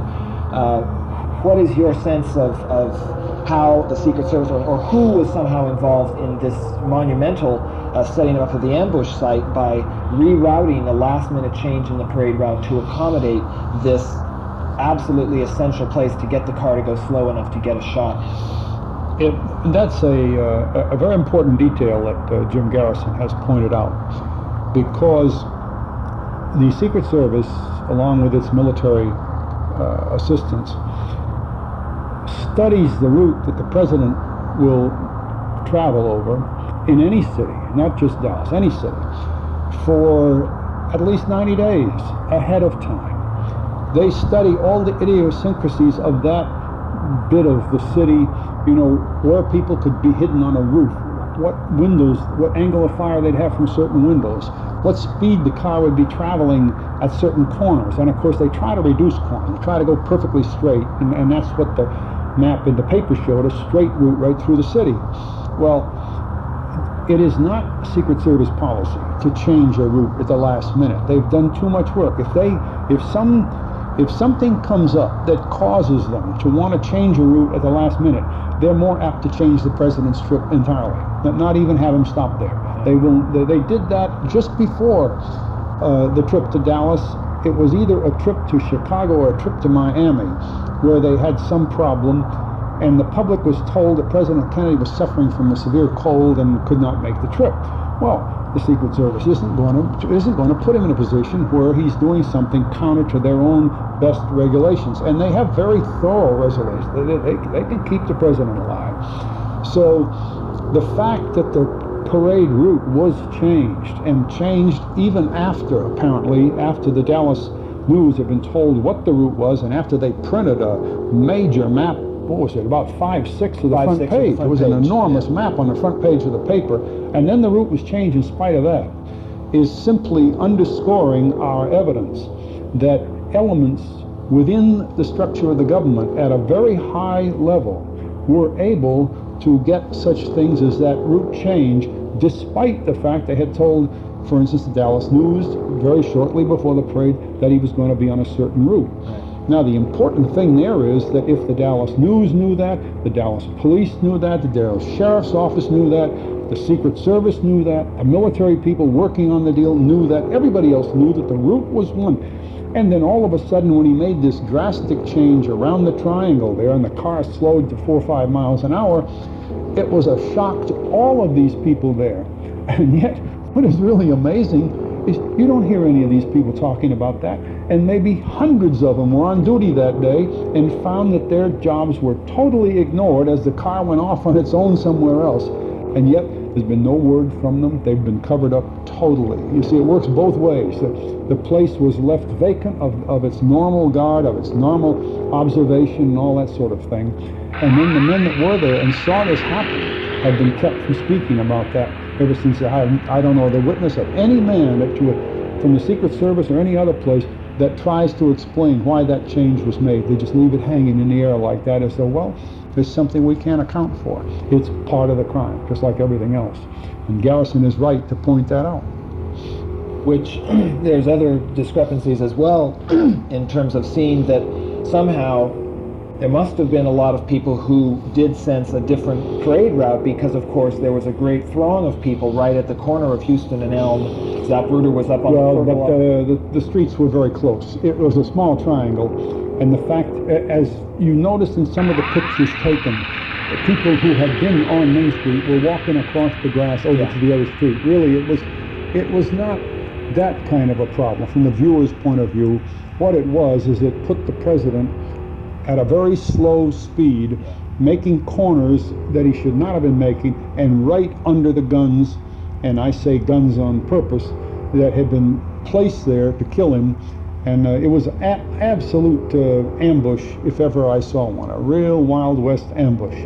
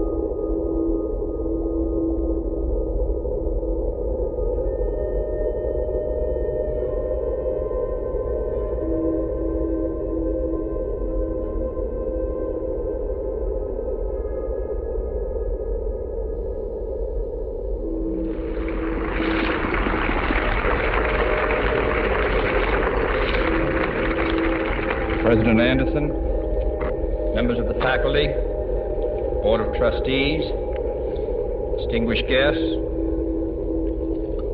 my old colleague, Senator Bob Byrd, who has earned his degree through many years of attending Knight Law School, while I am earning mine in the next 30 minutes, distinguished guests, ladies and gentlemen. It is with great pride that I participate in this ceremony of the American University, sponsored by the Methodist Church, founded by Bishop John Fletcher Hurst, and first opened by President Woodrow Wilson in 1914. This is a young and growing university, but it has already fulfilled Bishop Hurst's enlightened hope for the study of history and public affairs in a city devoted to the making of history and to the conduct of the public's business. By sponsoring this institution of higher learning for all who wish to learn, whatever their color or their creed, the Methodists of this area and the nation deserve the nation's thanks. And I commend all those who are today graduating.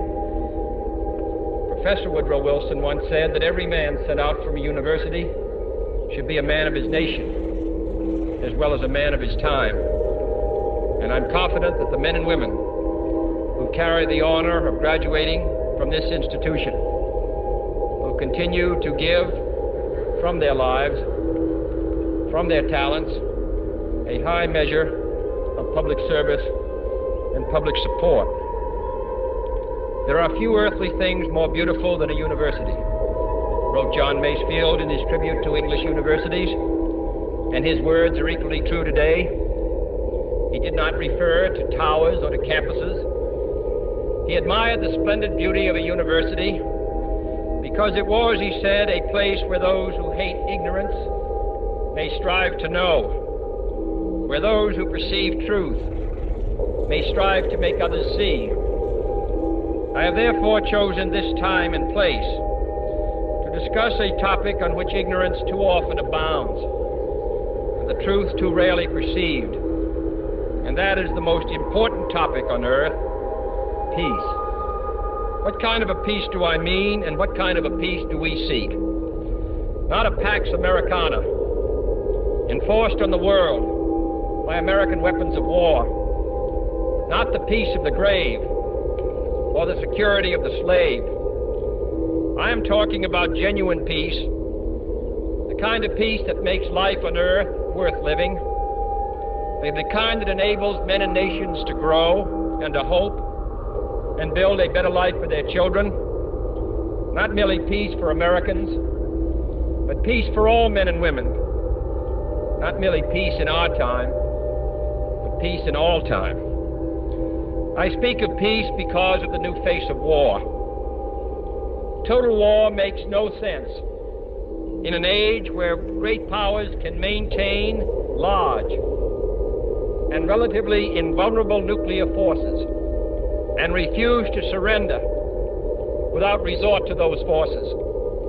It makes no sense in an age where a single nuclear weapon contains almost 10 times the explosive force delivered by all the Allied air forces in the Second World War. It makes no sense in an age when the deadly poisons produced by a nuclear exchange would be carried by wind and water and soil and seed to the far corners of the globe and to generations yet unborn. Today, the expenditure of billions of dollars every year on weapons acquired for the purpose of making sure we never need them is essential to the keeping of peace. But surely the acquisition of such idle stockpiles, which can only destroy and never create, is not the only, much less the most efficient, means of assuring peace. I speak of peace, therefore, as the necessary, rational end of rational men. I realize the pursuit of peace is not as dramatic as the pursuit of war, and frequently the words of the pursuers fall on deaf ears. but we have no more urgent task. Some say that it is useless to speak of peace, or world law, or world disarmament, and that it will be useless until the leaders of the Soviet Union adopt a more enlightened attitude. I hope they do. I believe we can help them do it. But I also believe that we must re-examine our own attitudes as individuals and as a nation, for our attitude is as essential as theirs. And every graduate of this school, every thoughtful citizen who despairs of war and wishes to bring peace should begin by looking inward, by examining his own attitude towards the possibilities of peace, towards the Soviet Union, towards the course of the Cold War, and towards freedom and peace here at home. First, examine our attitude towards peace itself. Too many of us think it is impossible. Too many think it is unreal. But that is a dangerous, defeatist belief. It leads to the conclusion that war is inevitable, that mankind is doomed, that we are gripped by forces we cannot control. We need not accept that view. Our problems are man-made, therefore they can be solved by man, and man can be as big as he wants. No problem of human destiny is beyond human beings. Man's reason and spirit have often solved the seemingly unsolvable, and we believe they can do it again. I am not referring to the absolute, infinite concept of universal peace and goodwill, of which some fantasies and fanatics dream. I do not deny the value of hopes and dreams, but we merely invite discouragement and incredulity by making that our only and immediate goal. Let us focus instead on a more practical, more attainable peace, based not on a sudden revolution in human nature, but on a gradual evolution in human institutions, on a series of concrete actions and effective agreements which are in the interests of all concerned. There is no single simple key to this peace, no grand or magic formula to be adopted by one or two powers. Genuine peace must be the product of many nations, the sum of many acts. It must be dynamic, not static, changing to meet the challenge of each new generation. For peace is a process, a way of solving problems. With such a peace, there will still be quarrels and conflicting interests, as there are within families and nations. World peace, like community peace, does not require that each man love his neighbor. It requires only that they live together in mutual tolerance, submitting their disputes to a just and peaceful settlement. And history teaches us that enmities between nations, as between individuals, do not last forever. However fixed our likes and dislikes may seem, the tide of time and events will often bring surprising changes in the relations between nations and neighbors. So let us persevere. Peace need not be impractical, and war need not be inevitable. By defining our goal more clearly, by making it seem more manageable and less remote, we can help all people to see it, to draw hope from it, and to move irresistibly towards it. And second, let us re-examine our attitude towards the Soviet Union. It is discouraging to think that their leaders may actually believe what their propagandists write. It is discouraging to read a recent authoritative Soviet text on military strategy and find on page after page wholly baseless and incredible claims, such as the allegation that American imperialist circles are preparing to unleash different types of war, that there is a very real threat of a preventative war being unleashed by American imperialists against the Soviet Union, and that the political aims, and I quote, of the American imperialists are to enslave economically and politically the European and other capitalist countries and to achieve world domination by means of aggressive war, unquote. Truly, as it was written long ago, the wicked flee when no man pursueth. Yet it is sad to read these Soviet statements, to realize the extent of the gulf between us. But it is also a warning to the American people not to fall into the same trap as the Soviets, not to see only a distorted and desperate view of the other side, not to see conflict as inevitable, accommodation as impossible, and communication as nothing more than an exchange of threats. No government or social system is so evil that its people must be considered as lacking in virtue. As Americans, we find communism profoundly repugnant as the negation of personal freedom and dignity. But we can still hail the Russian people for their many achievements in science, in space, in economic and industrial growth, in culture, in acts of courage. Among the many traits the peoples of our two countries have in common, none is stronger than our mutual abhorrence of war. Almost unique among the major world powers, we have never been at war with each other, and no nation in the history of battle ever suffered more than the Soviet Union in the Second World War. At least 20 million lost their lives. Countless millions of homes and families were burned or sacked. A third of the nation's territory, including 2/3 of its industrial base, was turned into a wasteland, a loss equivalent to the destruction of this country east of Chicago. Today, should total war ever break out again, no matter how, our two countries will be the primary target. It is an ironic but accurate fact that the two strongest powers are the two in the most danger of devastation. All we have built, all we have worked for, would be destroyed in the first 24 hours. And even in the Cold War, which brings burdens and dangers to so many countries, including this nation's closest allies, our two countries bear the heaviest burdens. For we are both devoting massive sums of money to weapons that could be better devoted to combat ignorance, poverty, and disease. We are both caught up in a vicious and dangerous cycle, with suspicion on one side breeding suspicion on the other, and new weapons begetting counter-weapons.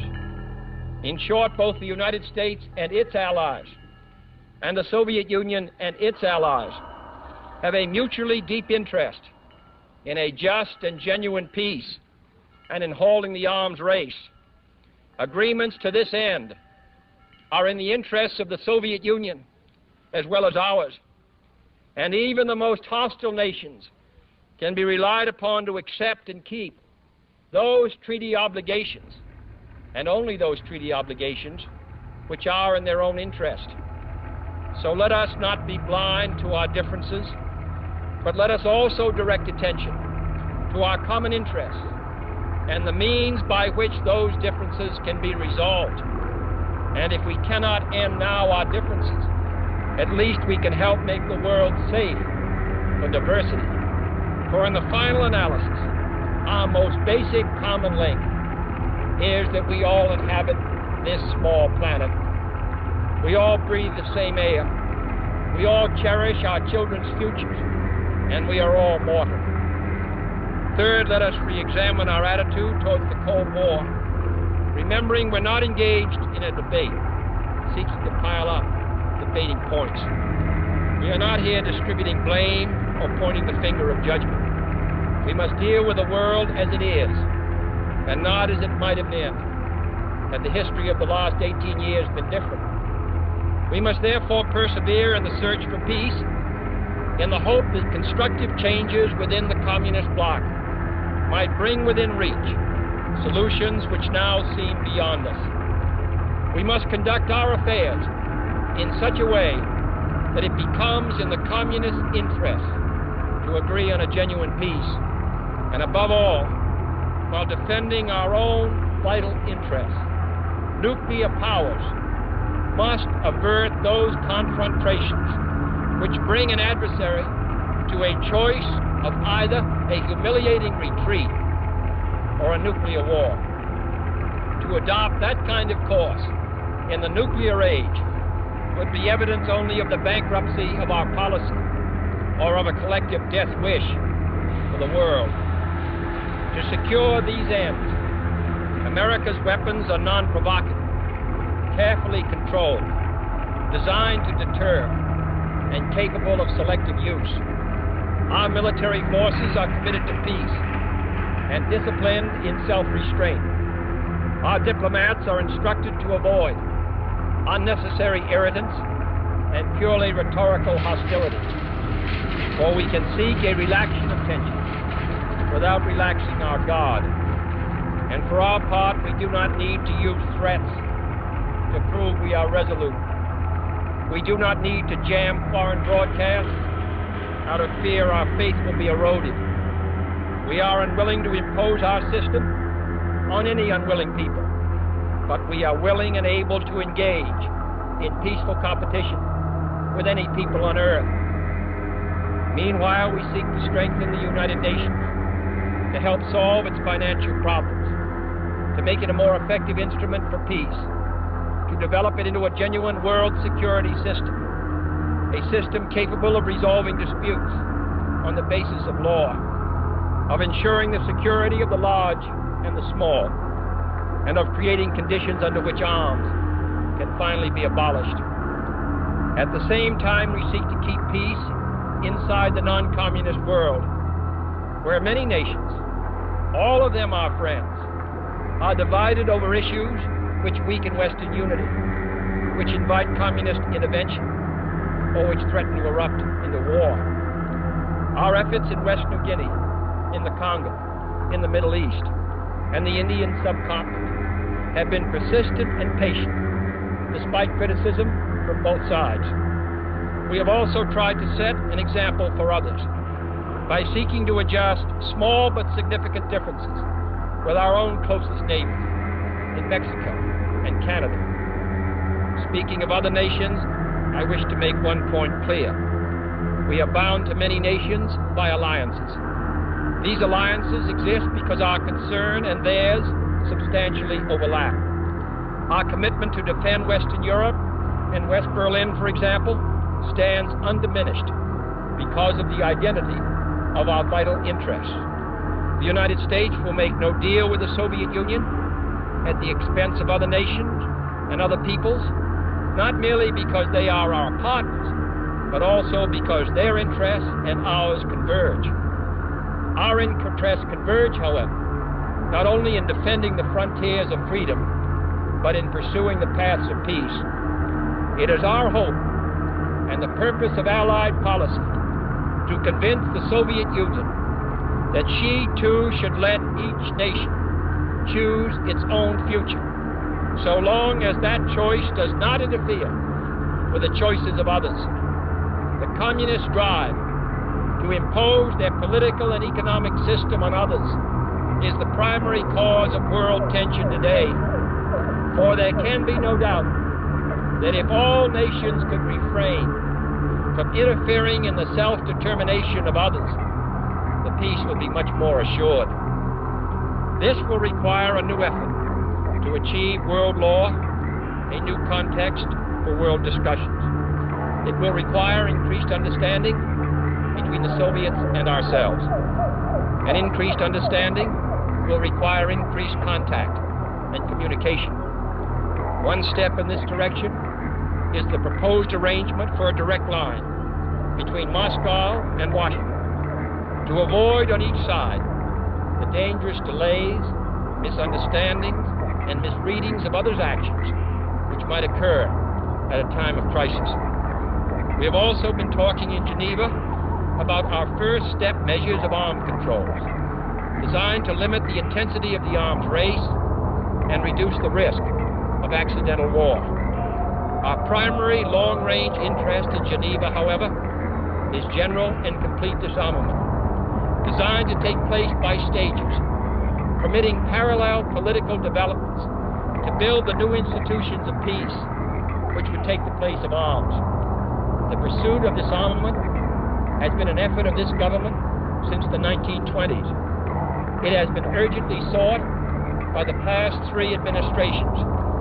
And however dim the prospects are today, we intend to continue this effort, to continue it in order that all countries, including our own, can better grasp what the problems and the possibilities of disarmament are.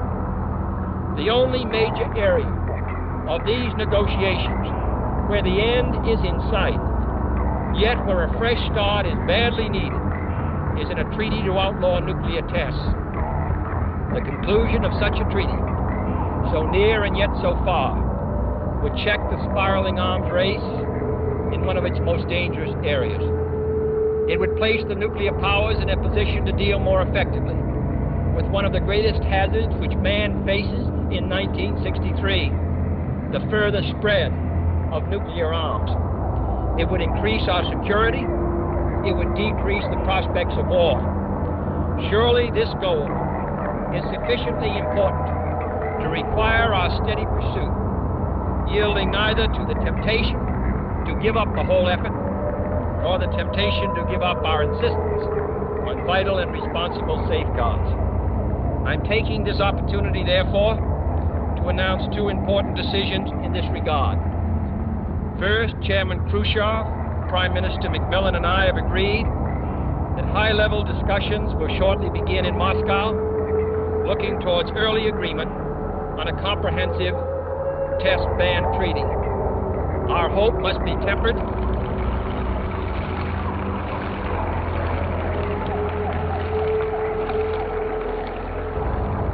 Our hopes must be tempered with the caution of history, but with our hopes go the hopes of all mankind. Second, to make clear our good faith and solemn convictions on this matter, I now declare that the United States does not propose to conduct nuclear tests in the atmosphere so long as other states do not do so. We will not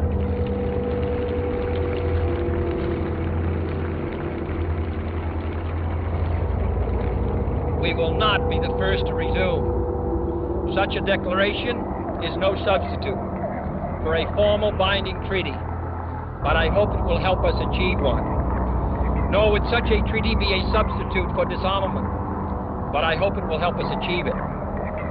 Finally, my fellow Americans, let us examine our attitude towards peace and freedom here at home.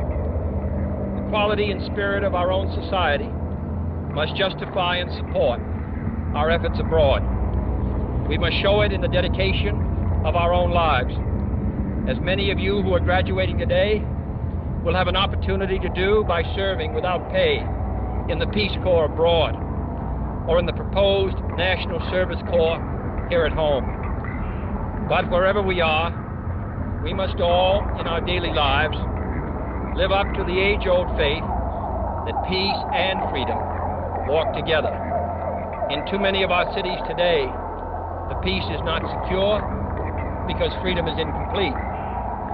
It is the responsibility of the executive branch at all levels of government, local, state, and national, to provide and protect that freedom for all of our citizens by all means within our authority.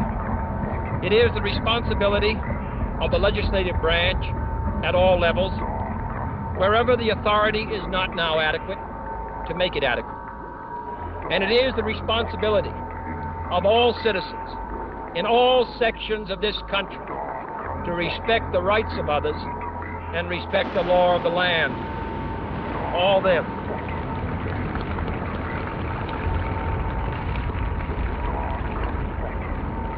this is not unrelated to world peace.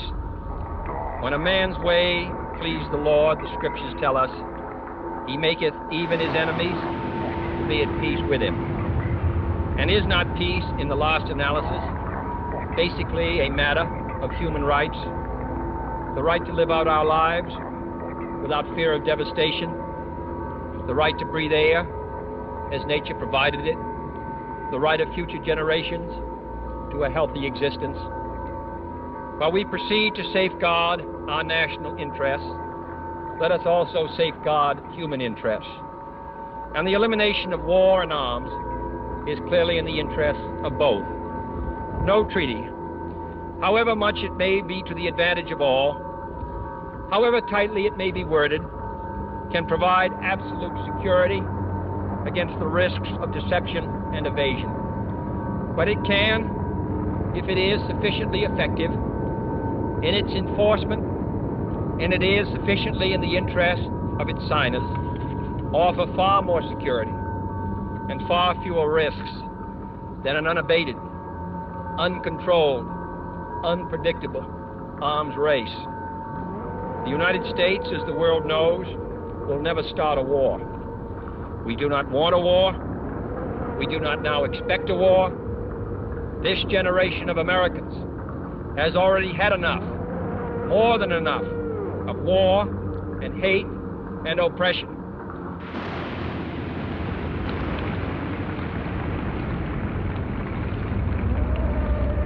We shall be prepared if others wish it. We shall be alert to try to stop it.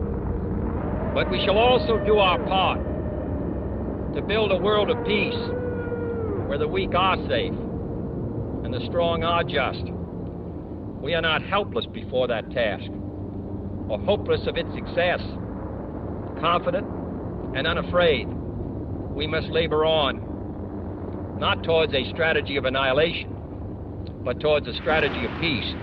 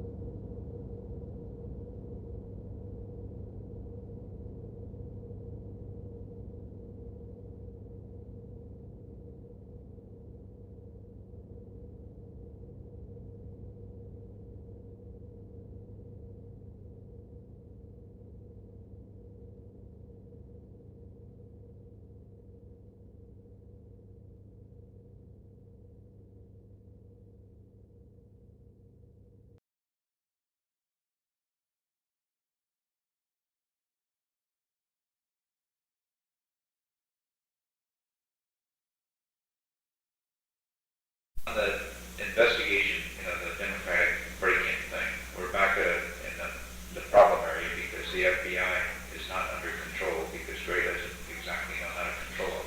And they have, their investigation is now leading into some productive areas because they've been able to trace the money, not through the money itself, but through the bank, sources, the banker stuff, and it goes some directions we don't want it to go.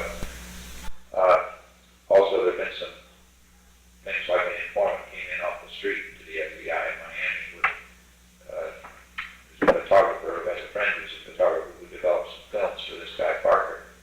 And the films had pictures of Democratic National Committee letterhead documents and things. So there's things like that that are filtering in. Mitchell came up with yesterday, and John Dean analyzed very carefully last night, concurs now with Mitchell's recommendation that the only way to solve this, and we're set up beautifully to do it, the only network that paid any attention to last night was NBC, who did a massive story on the Cuban thing and all. That the way to handle this now is for us to have Walters call Pat Gray and just say, stay the hell out of this. There's business here we don't want you going any further on. That's not an unusual development. And that would take care of it. Pat does want to. He doesn't know how to, and he doesn't have any basis for doing it. Given this, he will then have the basis. He'll call Mark Felt in, and the two of them, and Mark Felt wants to cooperate because he's ambitious. They'll call them in and say, we've gotten a signal across the river to put the hold on this. And that'll fit rather well because the FBI agents who are working the case at this point feel that's what it is the CIA. That's what everything started. This is a hunt. That'll cover a lot of legal net scandals, a lot of things, and then we just feel that this is very detrimental to have this thing going further. This involves these Cubans and a lot of hanky-panky that we have nothing to do with ourselves. What the hell did Mitchell know about this thing then? I think so. I don't think he knew the details, but I think he did know how it be handled with Auburn and Texas and so forth. Well, who was the asshole that did it then? Is it Liddy? Is that the fellow? He must be a little nuts. Yeah. I mean, he just isn't well screwed on, is he? That problem. So he was under pressure apparently to get more information, and as he got more pressure, he pushed the people harder to move harder on pressure from Mitchell, apparently. Oh, Mitchell is the point that you made on this concern about IQ stuff. Those stuff, yeah. All right, fine. I understand it all. We won't second guess Mitchell and the rest. Thank God it wasn't Colson. The FBI interviewed Colson yesterday. They determined that that would be a good thing to do. To have him take an interrogation, which he did. And that, the FBI guys working the case had concluded that there were one or two possibilities. One, that this was a White House. They don't think there's anything about the election committee. They think it was either a White House operation that had some obscure reasons for it, non-political, or was the Cubans and the CIA. And after their interrogation of Colson yesterday, they concluded it was not White House, so they're now convinced it's a CIA thing. So the CIA turnoff would. Well, I must go to their analysis. I know say that. They don't want you to. You call them in. Good deal. Play it tough. That's the way they play it. That's the way we're going to play it. Okay. The problem is that this is the whole thing. The sort of comedy of errors is our element. The president believes that the whole thing